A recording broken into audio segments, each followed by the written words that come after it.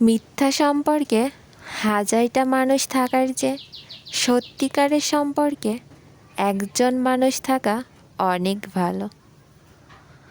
তোমার জীবনের খুঁটিনাটি দুঃখের খবর যে রাখে, তুমি না বলতেই যে তোমার সকল কষ্টের কারণ খুঁজে তোমার মুখে হাসি ফোটানোর চেষ্টা করে, তাকে নিঃসন্দেহে ভালোবাসি নামক ছোট কথাটা বলে দিও।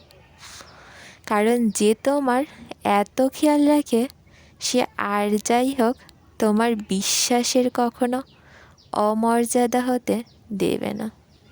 আর সত্যিকারের ভালোবাসার মানুষকে কখনো হারাতে নেই।